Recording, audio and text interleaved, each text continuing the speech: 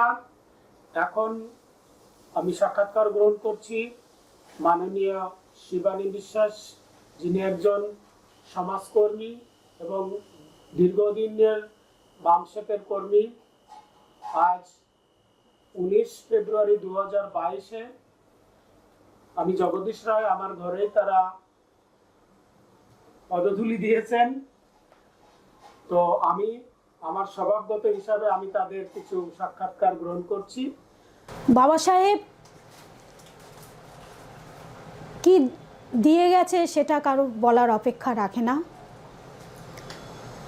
বাবা সাহেব ছিলেন, বাবা সাহেব যে অধিকার আমাকে দিয়ে গেছেন সেই অধিকারের জন্যই আমি একজন বাঙালির মেয়ে। আজকে মহারাষ্ট্রে দুটো কথা বললে বা লোক যে শুনতে চায়, এই যে বলার যে অধিকার, বাক স্বাধীনতা, এটা বাবা সাহেব দিয়ে গেছে। 100 বার বলতে হবে আমার হরিচাঁদ, আমার গুরুচাঁদ ঠাকুর। হরিচাঁদ ঠাকুরের ধর্মের আন্দোলনের দ্বারা আমরা একটা নতুন ধর্ম পেয়েছিলাম। হিন্দুত্ববাদী চাদরে বা এই যে চাদর দিয়ে আমরা হিন্দু, আমাদের ঢেকে রেখে আমাদের কাছ থেকে সমস্ত অধিকারগুলো তারা কেড়ে নিয়েছিল। আজকে দেখুন, শিক্ষার অধিকার, সম্পত্তি রাখার অধিকার, অস্ত্র ধারণ করার অধিকারগুলো আমাদের ছিল না। পশুর সমতুল্য আমাদের জীবনযাপন ছিল। 4 পুরুষ আগেও আমরা জন্মগ্রহণ করতাম, পেটের দায়ে সারাদিন ঘুরে বেড়াতাম, বংশবিস্তার করতাম, মরে যেতাম। আমাদের জীবনের উদ্দেশ্য কি আমরা নিজেরাই জানতাম না। সেই জায়গা থেকে আমাদের বার করে নিয়ে এসছে হরিচাঁদ ঠাকুর ধর্মের আন্দোলনের দ্বারা। উনি দেখেছেন যে আমার সমাজের মানুষ হিন্দু হিন্দু করে, ওদের তো মন্দিরে ঢুকতে দেয় না, ওরা তো পশু সমান জীবনযাপন করে। তাহলে আমার সমাজের মানুষের শুধুমাত্র নমশূদ্র না, সেখানে রাজবংশী, পণ্ড, ক্ষত্রিয়, তেলি, মালি, কুলি, 36 জাতি, ইভেন পতিত মুসলমানরাও তাকে ঈশ্বর হিসাবে মেনেছেন। যে যাকে উদ্ধার করে সে তার ঈশ্বর। এই যে কথা মনে রেখে আমরা এগিয়ে গেছি, হরিচাঁদ ঠাকুরকে আমাদের ঈশ্বর হিসাবে মেনেছি, তার দেওয়া ধর্ম মতুয়া ধর্মকে আমরা গ্রহণ করেছি। যদিও অনেক পরে জানতে পেরেছি, কিন্তু জানার পর তাকে শিরোধার্য। যখন নিজের বাবাকে লোক পায়, অপরের বাবাকে কি আর বাবা বলতে ভালো লাগে না? ভালো কেউ বাসে। এইভাবে আমরা ধর্মের আন্দোলনে আমরা নিজেদেরকে সুপ্রতিষ্ঠিত করতে পেরেছি মতুয়া ধর্মের দ্বারা। মতুয়া ধর্মে এবং কর্মে যারা মাতোয়ারা তারাই মতুয়া। বা কি বলে গেছেন ঠাকুর, বলে গেছেন তোদের ওই জল কাটা, ফোঁটা পড়া, তোদের ওই মালা টেপা কিচ্ছু করা লাগবে না, কিচ্ছু করতে হবে না, তোরা হাতে কাজ কর, মুখে নাম কর। হরিচাঁদ ঠাকুর দিয়ে গেছেন। আমাদের কোনো নিয়ম নেই, কোনো পালন করার কোনো নিয়ম কানুন কিচ্ছু নেই। সহজ সরলভাবে গৃহস্থ ধর্ম গ্রহণ কর, তাহলেই তোর পুণ্যে। তোর সাধু সাজ করার কোনো দরকার নেই। তুই সংসারে থেকেই, গৃহেতে থেকেই তুই সন্ন্যাসী হতে পারিস, তুই যদি ওই সংসার ধর্মটাকে সুন্দর করে পালন করিস। আমাদের সেটাই করা দরকার। ঠাকুর আমাদের আন্দোলন শিখিয়ে গেছে। ঠাকুর কেবলমাত্র ধর্ম দিয়ে আমাদের ক্ষান্ত হয়নি, ঠাকুর আমাদের আন্দোলন শিখিয়ে গেছে। তেভাগা আন্দোলন হরিচাঁদ ঠাকুরের আন্দোলন, নীল বিদ্রোহ আন্দোলন হরিচাঁদ ঠাকুরের আন্দোলন। তিনি আন্দোলন শিখিয়ে গেছেন। জমিদারদের বিরুদ্ধে একত্রিত হওয়া তিনি শিখিয়ে গেছেন। তিনি লাল নিশান দিয়ে গেছে। কিসের নিশান? লাল হচ্ছে বিপ্লবের প্রতীক, আর সাদা সাইডে যে তার বেরি, সেটা হচ্ছে মানবতার প্রতীক। তিনি আমাদের দিয়ে গেছেন। সিংহা দিয়ে গেছেন, ফু দিবি, বুঝতে পারবে লোক। পশ্চিম দিগন্তে ফু বাজছে, ওখানে বিপদ। সকালে দলে দলে লোক হরিবোল হরিবোল হরিবোল করতে করতে পশ্চিম দিকে ছুটেছে, কি বিপদে পড়েছে আমার লোক। সিংহা দিয়ে গেছে, ডঙ্কা দিয়ে গেছে, ডঙ্কা বাজায়, এনার্জি আসবে বটিতে, ভয় পাবে। তখনকার সময় লোক ভয় পেত। আমরা একত্রিত ছিলাম, আমরা পুরো সমাজটা এত একত্রিত ছিলাম। আমরা যখন রাস্তায় বেরোতাম ব্রাহ্মণ কায়েতরা ভয়ে ঘরের দরজা বন্ধ করে ঢুকে পড়তো। এই ছিল আমাদের শক্তি। এই শক্তিকে আমাদের ধরে রাখতে হবে।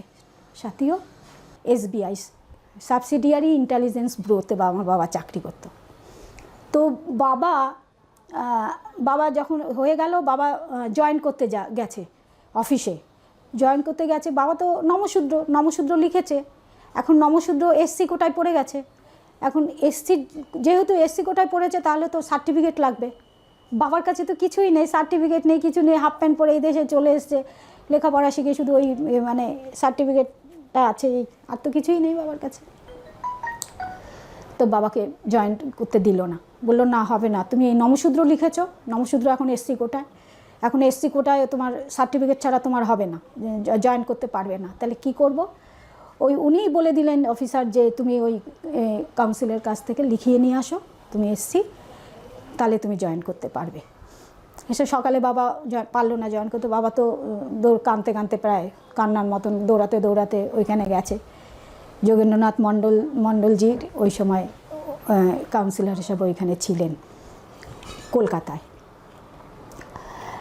বাবা ওখানে গিয়ে বলছে যে আমার একটা সার্টিফিকেট দরকার, এরকম লিখে আমাকে স্ট্যাম্প দিয়ে দিতে হবে যে আমি এসছি, কেন আমি নমশূদ্র লিখেছি। তো বলছে হবে না, স্যার এখন ভেতরে মিটিংয়ে আছে। তো ওনার যে প্রিয় ছেলে বললো হবে না, স্যার এখন মিটিংয়ে আছে। বাবা তখন ইয়ং ছেলে চিৎকার করে উঠেছে, আরে আমার সার্টিফিকেটে না হলে আমার চাকরিটা আর হবে না। চিৎকার করে যখন উঠেছে, ভেতর থেকে উনি শুনতে পেয়েছে, উনি বাইরে চলে এসছে। এবার কী হয়েছে, চিৎকার কেন? বাবা কেঁদে ফেলেছে যে আমার তো এরকম নমশূদ্র লিখে ফেলেছি, আমার তো সার্টিফিকেট নেই, কিছু নেই, আমাকে এখন জয়েন করতে দিচ্ছে না। উনি ওইখানে দাঁড়িয়ে দাঁড়িয়ে বসে না, দাঁড়িয়ে দাঁড়িয়ে ওই সার্টিফিকেট লিখে স্ট্যাম্প মেরে আমার বাবাকে বললো যা দৌড়া। বাবা গিয়ে ওটা দিয়ে ওখানে জয়েন্ট করলো, সারা জীবন ওখানেই চাকরি করে ওখান থেকেই রিটায়ার নিয়েছে বাবা।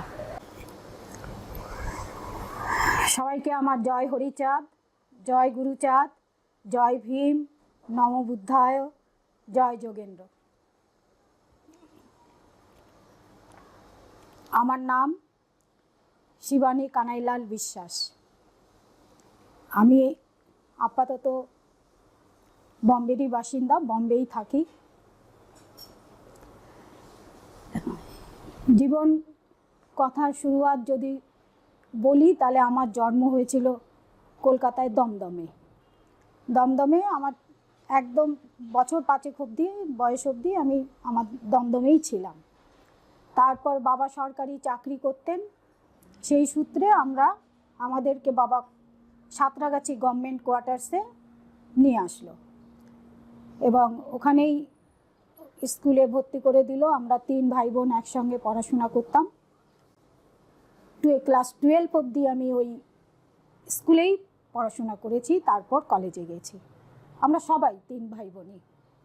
বাবাকে দেখেছি যে বাবা খুব একটা এই এক কথায় বলতে গেলে উনি নাস্তিকই ছিলেন। আজ সেটা অনুভব করতে পারি, কেন কি উনি কোনোদিন এইসব পূজা পার্বণের প্রতি খুব একটা বিশ্বাস করতেন না। আমরাও সেইভাবে বড় হয়েছি, কেন কি বাবা যেহেতু বিশ্বাস করতেন না, আর আমার মা বাবা যেভাবে চলতেন আমার মাও ঠিক সেইভাবেই চলতেন। সেটাকেই উনি একদম গুরু দায়িত্ব হিসেবে একদম মাথায় নিয়ে উনি পালন করতেন। শুধু বলতো যে ছেলে মেয়েকে লেখাপড়াটা শিখিয়ে যাও, বাস তাহলেই হবে। সবাই দুর্গাপূজার সময় সবাই যখন ছুটি নিয়ে ঘরে থাকতো, আমার বাবা সেই সময় স্পেশাল ডিউটি করতো। ছুটি কখন নিত আমার বাবা? যখন আমাদের ফাইনাল পরীক্ষা হতো, বাবা সেই সময় 10 দিন 15 দিনের ছুটিটা নিত, যাতে আমাদের খাওয়া দাওয়া এটা ওটা মা একা পারতো না, ভাই বোনদের সবাইকে দেখাশোনা, এই যে যত্নগুলো এখন অনুভব করি, তখন তো এতটা বুঝিনি। এইভাবে চলছিল জীবন। পরিণত বয়সে যখন আমার বিয়ে থা ঠিক হলো, সেই সময় কানাইবাবু যখন আমাকে দেখতে গেল, তখন দেখতে গিয়ে আমাদের ঘরে ফটো টটো দেখলো, সব দেখলো। এবং আমার বাবাকে উনি বলেছিল যে আমি খুব সাধারণ চাকরি করি, বম্বে থাকি, ঠিক কথাই, ডাল ভাত খাওয়াতে পারবো এবং আমি এই কাজ করি, সমাজের এই কাজ করি। জানি না কেন আমার বাবার খুব ভালো লাগলো, এখানেই বিয়ে ঠিক হলো। এখানেই বিয়ে ঠিক হওয়ার পর আমি চলে আসলাম।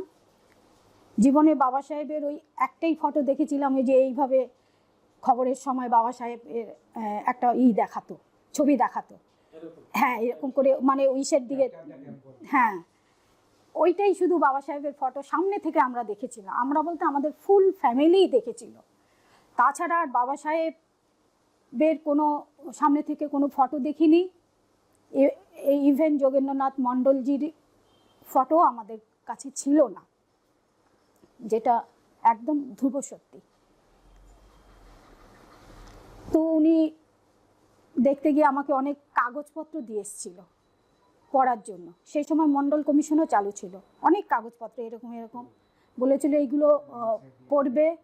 কাগজপত্রগুলো খুলে দেখি, সেখানে বামসেফ, বিএসপির এইসব লেখা হেডলাইনে, এবং সমাজের সমস্ত সামাজিক আন্দোলনের কথা সব লেখা। বললো এগুলো পড়বে এবং ভাই বোনকে, বাবাকে পড়াবে। তো সবাই আমরা পড়েছিলাম, আবার যত্ন করে রেখে দেবে। তো আমি একেবারে যত্ন করে গুছিয়েও রেখেছিলাম। আর তারপর যখন বিয়ে টিয়ে হয়ে আমরা বম্বে আসলাম, তার আগে উনি আমাদের ঘরের ফটোগুলো দেখে দু একটা এই দিক ওই দিকের ফটো ছিল, হিন্দু দেবদেবীরও হয়তো ফটো ছিল। আমার ভাইকে বললো এই ফটোগুলো নামাও, নামিয়ে ওখানে যোগেন্দ্রনাথ মণ্ডলজির ফটো সেট করা হলো ওই ফ্রেমেই।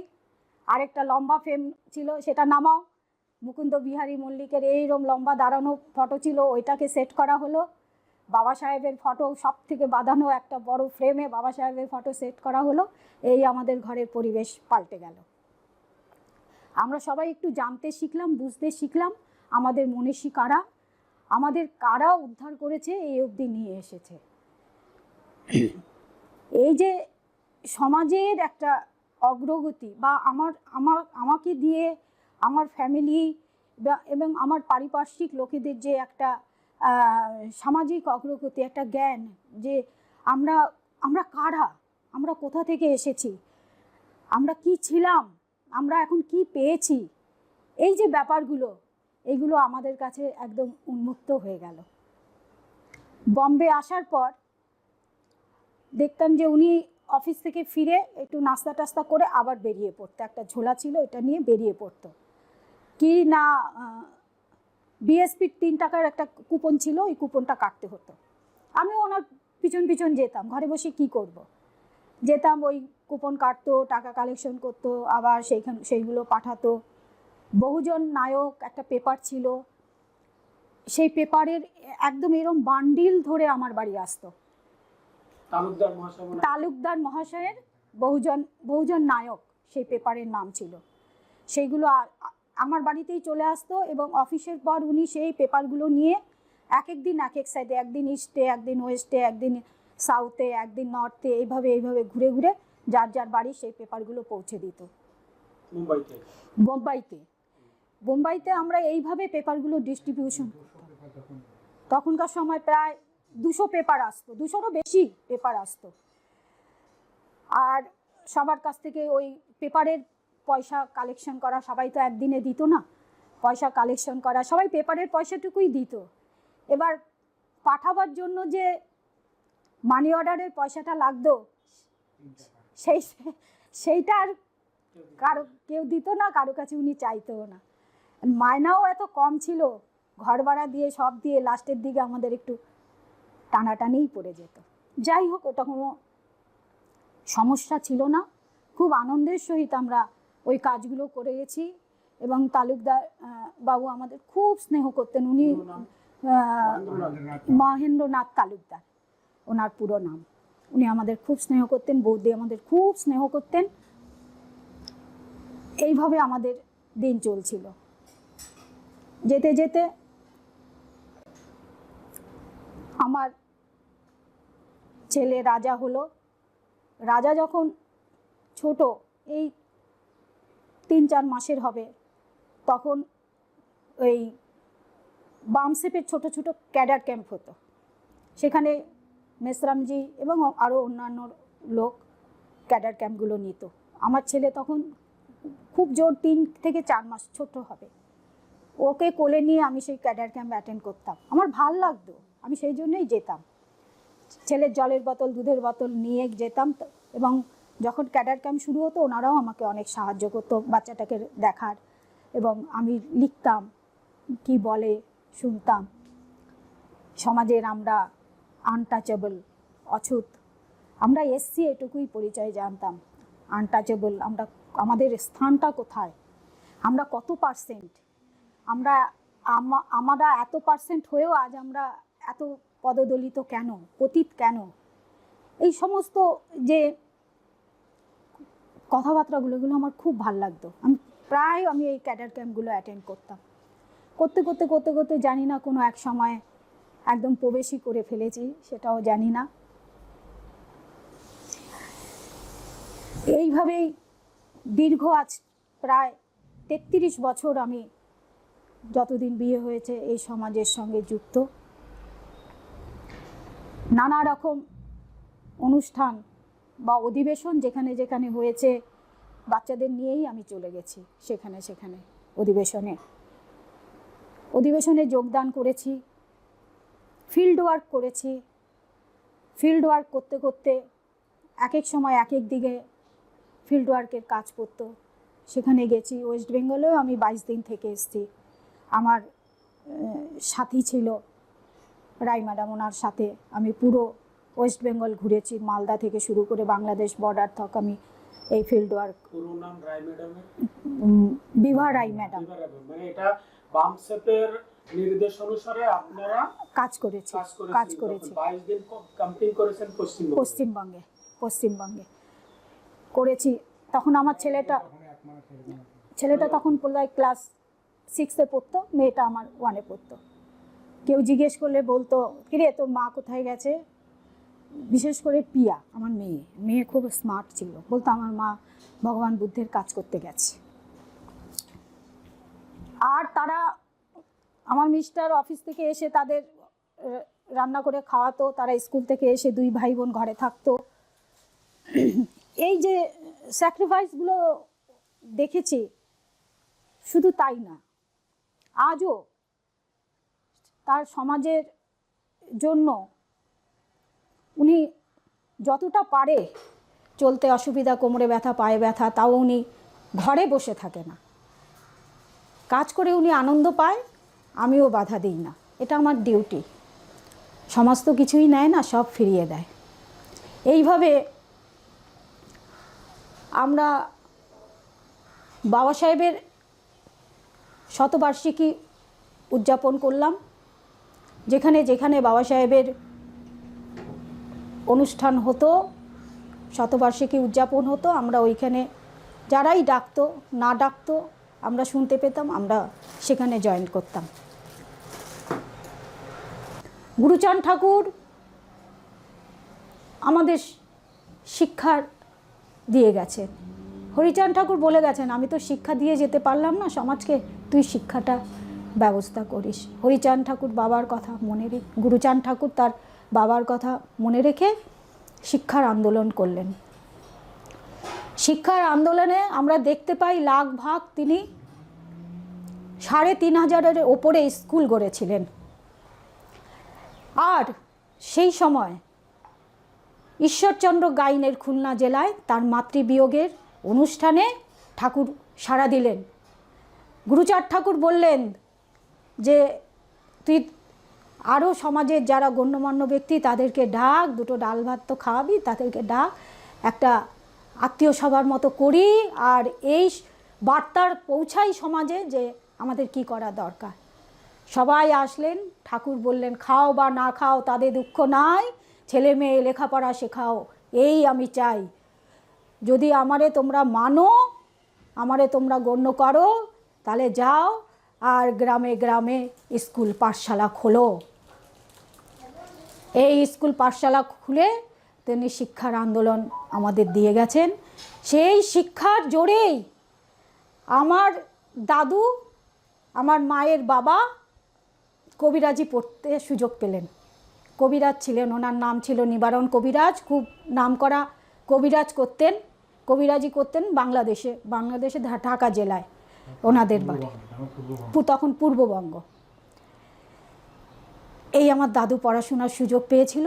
আমার মাও ক্লাস 5-6 অবধি পড়াশোনা করেছে, কেন কি মার কাছেই আমাদের ছোটোবেলায় অ আ ক খ যে অ্যালফাবেটগুলো বা বর্ণমালাগুলো আমরা মার কাছেই শিখেছি। আর আমার দিদিমাও পড়াশোনা জানতো, তখনকার সময় পড়তে পারতো, লিখতে পারতো।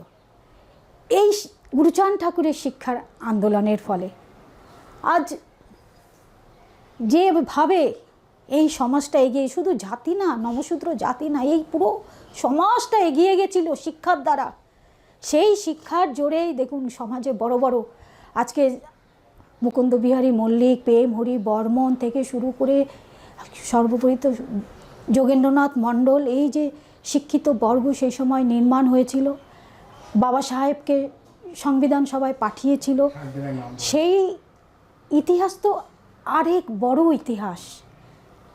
বাবা সাহেব, আপনারা সবাই জানেন, বাবা সাহেবকে মহারাষ্ট্র থেকে হারিয়ে দেয় যোগেন্দ্রনাথ মণ্ডলজি। উনি বাবা সাহেবকে মানে জোর দিয়ে বলেন যে আপনি চিন্তা করবেন না,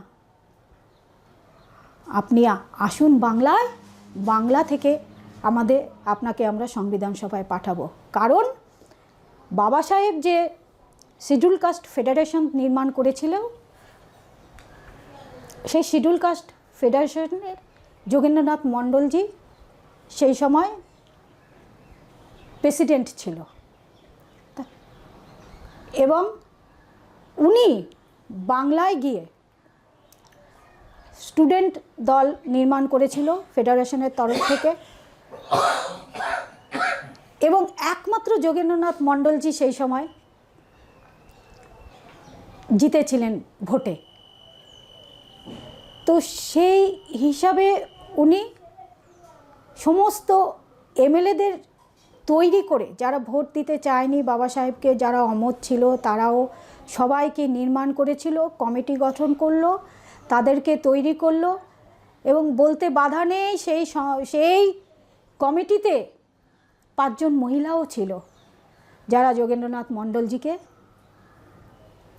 সাহায্য করেছে এই কাজে এগিয়ে যাবার। তাদের নাম ডক্টর স্বর্ণময়ী মজুমদার, বীণা সমাদ্দার, প্রীতিলতা হালদার, আরও 2 জন মহিলা। হ্যাঁ হ্যাঁ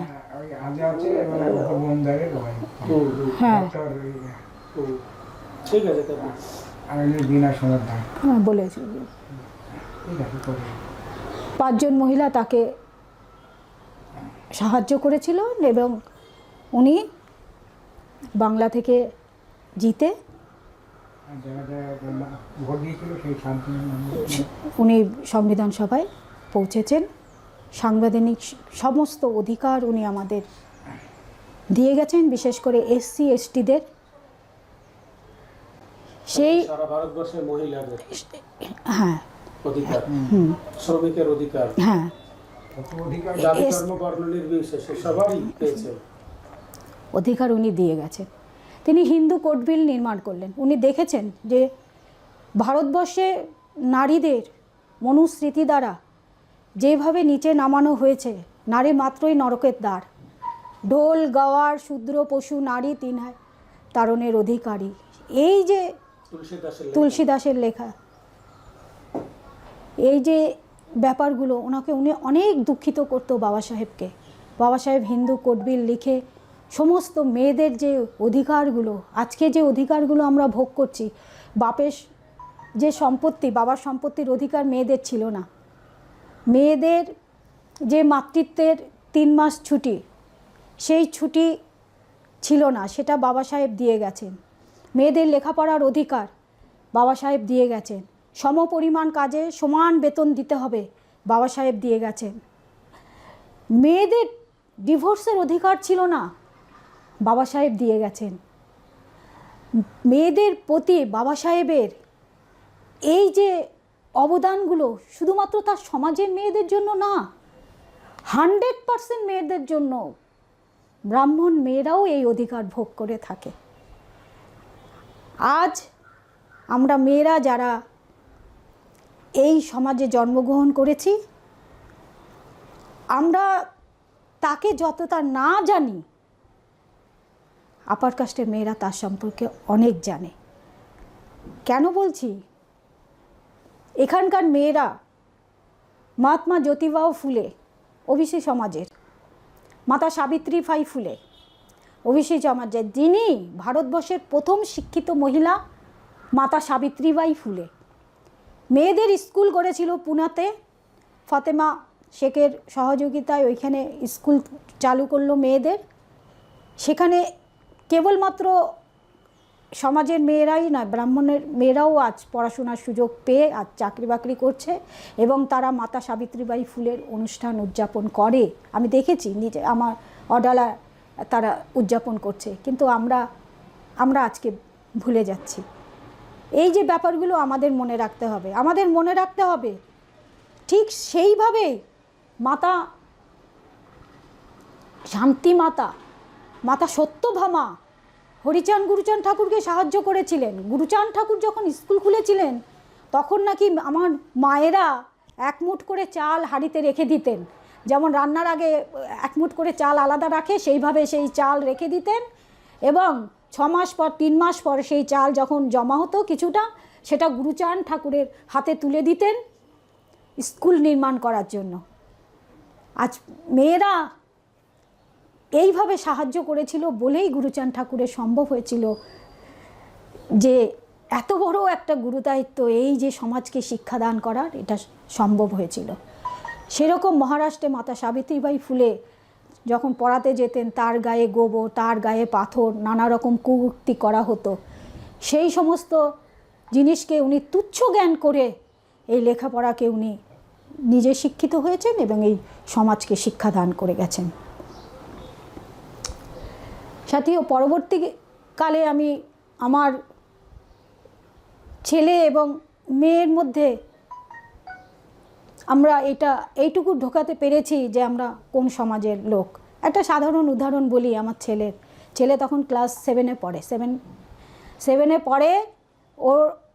ওকে একটা ভিডিও গেম দিয়েছিল ওর মামা। সেই ভিডিও গেমটা ওর এক বন্ধু নিয়ে যায়, অনেক দিন দিয়ে যায় না, পর সেই গেমটা সে আনতে গেছে। আজও আমার মনে পড়ে, সেই গেমটা আনতে গিয়ে ওর ঘরে দেখেছে বাবা সাহেব আর ভগবান বুদ্ধের ফটো। দেখে এসে ওই গেমটা সে চাইলো না, এসে আমাকে বলছে, মা আর কদিন ওকে খেলতে দাও। আমি বললাম কেন? বলে কি জানো মা, ওর ঘরে দেখলাম বাবা সাহেব আর ভগবান বুদ্ধের ফটো। তো আমি বললাম ঠিক আছে, ভালো কথা, খেলতে দাও। তো এই জিনিসগুলো আমাকে খুব ভাবায়। একদিন সকালবেলা আমি ঘর ঝাড় দিচ্ছি, পরিষ্কার করব, আমাকে বলছে মা, একদম ভোরবেলা চোখ খুলেই, ছুটির দিন, আমাকে বলছে মা, বাবা সাহেব যদি না থাকতো তাহলে কি হতো? খুব বেশি বয়স না, 7 কিংবা 8-এ পড়ে। আমি বললাম বাবা, আজকে আমার ঘর ঝাড় দিচ্ছি, এই সময় আমি অন্যের ঘর ঝাড় দিতে যেতাম। তো এই জিনিসগুলো ওর মধ্যে ঢুকে গেছে, মেয়ের মধ্যে ঢুকে গেছে। তো আমার মনে হয় সমাজ কিছুই নেয় না, সব ফিরিয়ে দেয়। এই মহাপ্রাণ ওনাকে আখ্যা দেওয়া হয়েছে, মহাপ্রাণ। ওনার এই মহাপ্রাণ 100% না, 1000%। আমরা মহাপ্রাণ সম্পর্কে যদি বলতে যাই, ওনার ছোটোবেলা থেকে বলতে হয় কিভাবে উনি সমাজের সঙ্গে লড়াই করেছে অধিকার পাওয়ার জন্য, কিভাবে উনি পরবর্তীকালে ল পাশ করে গরিব কৃষকদের সাহায্য করেছে তাদের ন্যায় পাওয়ানোর জন্য, কিভাবে উনি স্টুডেন্টদের জন্য আলাদাভাবে এই যে আজকে যে বড় বড় সমাজে আমাদের বড় বড় IAS IPS তৈরি হয়েছে, এই বাণী ভবন, উদয়ন, এই যে হোস্টেলগুলো উনি নির্মাণ করেছেন। আমার ছাত্ররা এসে এখানে থাকবে, পড়াশোনা করবে, তাদের স্কলারশিপ পাইয়ে দেওয়া, তাদের চাকরির ব্যবস্থা করে দেওয়া। ইভেন আপনাকে একটা ছোট্ট ঘটনা বলি, আমি তো এটাও এখনও জানতে পেরেছি যে যখন নাকি খুব দুর্ভিক্ষ হয়েছিল এক সময় ভারতের, স্বাভাবিকভাবে বোধহয় সেটা মনে হচ্ছে 46 সাল কি 42 সাল কিছু একটা হবে, খুব দুর্ভিক্ষ হয়েছিল। সেই দুর্ভিক্ষের সময় উনি গভর্নমেন্টের কাছ থেকে সাহায্য নিয়ে জায়গায় জায়গায় টোল খুলেছিলেন শুধু খাওয়ানোর জন্য। সেই সময় যদি উনি এই ব্যবস্থা না করতেন তাহলে আজকে লক্ষ লক্ষ লোক, যে পতিত লোক, শুধু আমার সমাজের না পুরো সমাজের লোক আজ বেঁচে থাকতো না, সব মারা যেত। উনি ওই ব্যবস্থা করে দিয়েছিলেন। মহাপ্রাণের আরেকটা ছোট্ট ঘটনা, এটা আমাদের একদম ওতপ্রোতভাবে আমাদের জীবনের সঙ্গে জড়িত, বাবার মুখে গল্প শোনা। আমার বাবা অনেক ছোটোবেলায় হাফ প্যান্ট পরে এই দেশে চলে আসে, আমার বাবা আর আমার জেঠু দুইজনে। এসে এই দেশে উনি দিনে কাজ করতেন, রাতে পড়াশোনা করতেন, অনেক কষ্ট করে উনি পড়াশোনা, সেই সময় উনি কলকাতায় থাকতেন, দমদমের দিকে। এই সারাদিন কাঠের কাজ করতেন আর সন্ধ্যেবেলা উনি ওনার নাইট স্কুলে পড়তো, কেন কি 4 আনা করে মাসে পেত, সেই পয়সা দিয়ে উনি পড়াশোনা করতো। আর খাওয়াটা তো ফ্রি ছিল, যাদের কাছে কাজ করতো তারা খাওয়া দাওয়া দিত। এইভাবে বাবা, যখন বাবা ক্লাস 9-এ পড়ে, বাবা অ্যাপ্লাই করলো 2টো জায়গা থেকে, বাবার ইন্টারভিউ হয়ে বাবা পাশ করলো। তো আমার বাবা কোনোদিন ঘর বাড়ি করে যেতে পারেনি। মায়ের খুব আক্ষেপ ছিল, একটা গভর্নমেন্টের সার্ভিস করো, তাও তুমি ঘর বাড়ি করতে, সবাই দেখো কী সুন্দর ঘর বাড়ি করে করে চলে গেল। বাবা বলতো যেই পয়সা দিয়ে তুমি ওই ঘর বাড়ি করতে চাও, সেই পয়সা দিয়ে ছেলে মেয়ের লেখাপড়াগুলো করাও, একদিন দেখবে তোমার কত কত ঘর বাড়ি হবে। তো পড়াশোনার প্রতি আমার বাবা ভীষণভাবে, যে মেয়ে, আমাদের 2টো বোনকে কি যত্ন করে আমার বাবা পড়াশোনা শিখিয়েছে। একটু বড় না হতে হতেই খালি সম্বন্ধ আসতো, এখান থেকে ওখান থেকে সেখান থেকে। আমার বাবা কখনো ইন্টারেস্ট নেয়নি যে এই ছোটো বয়সে আমার মেয়েকে বিয়ে দেবো, এত বড় পরিবার, একদম না। বাবা বলেছে আগে লেখাপড়া শিখুক, ওরা মানুষ হোক, বড় হোক, ওরা বুঝতে শিখুক, তারপরে দেখব। রিটায়ারের পর বাবা বলল ঠিক আছে, এখন সময় হয়েছে। যে বাবা আমার বাবা যে লেখাপড়ার প্রতি এত ভক্তি, এত শ্রদ্ধা, হয়তো গুরুচাঁদ ঠাকুরের কথাটা মনে রেখেছিল, খাও বা না খাও তাতে দুঃখ নাই, ছেলে মেয়ে লেখাপড়া শেখাও, এই আমি চাই। তো বাবা মাকে আমি কোটি কোটি প্রণাম করি, যে ওনাদের এই ত্যাগ বলিদান ছাড়া এত বড় হতে পারতাম না। হ্যাঁ, নিজেদের যে বিচারধারা, পড়াশোনার প্রতি যে আজকে আমাদের বিচারধারা হয়েছে, মেয়েকে আমি পশ্চিমী দেশে আমেরিকায় পাঠাতে এতটুকু ভয় পাইনি, এতটুকু দ্বিধাবোধ করিনি। ওকে নিয়ে উনি তো বাড়িতে থাকেন না, দিল্লিতে, ওর জিআরই পরীক্ষা, আমি নিয়ে যাওয়া, আমি রাস্তা চিনি না, সেরকম চিনি না। আমার মেয়ে বলল মোবাইল আছে, ভয় নেই, মোবাইলে দেখে দেখে আমরা চলে যাব। টফিল দেওয়া, তারপরে সবাই বাধা দেয়, এত দূর মেয়ে চলে যাবে। আমি শুধু বলেছি বাবা সাহেব যদি সেই সময় যেতে পারে, তুমি তো বাবা সাহেবের মেয়ে, তুমি কেন পারবে না, তুমি যাও, ভয় পেও না। আমার মেয়ে এমনিতেও কোনো কিছুতে ভয় পায় না, ও ভালোবাসে পড়াশোনা করতে। ও বেরিয়ে গেল, সমাজ কিছু নেয়নি, ও কত কাকুরা ওকে হেল্প করেছে। হ্যাঁ, আমার একটুও বলতে দ্বিধা নেই যে ওর এক শঙ্কর কাকু আছে, ছুটি নিয়ে ওকে নিয়ে দৌড়াদৌড়ি করা। হ্যাঁ, বললেই তো হয় না, অনেকটা ত্যাগ স্বীকার এই সমাজের লোকরা করেছে আমার মেয়ের জন্য। ব্যক্তিগতভাবে সমাজের জন্য তো তারা করে, কিন্তু ব্যক্তিগতভাবে একজন আরেকজনের জন্য ছুটি নিয়ে কাজ করেছে। হ্যাঁ, তার বাড়বে আঙ্কেল তাকে বলল আমি তোর অ্যাকাউন্টে পয়সা পাঠিয়ে দিচ্ছি, তোর যা যা লাগবে তুই কিনে নে, আর কিছু লাগবে বল, তোর পেন, তোর খাতা, তোর ওখানে পেন খাতারও অনেক দাম, তোর যা যা পেন খাতা কলম পেন্সিল যা লাগবে তুই আমার দোকান থেকে সব নিয়ে যা, যতটা লাগবে।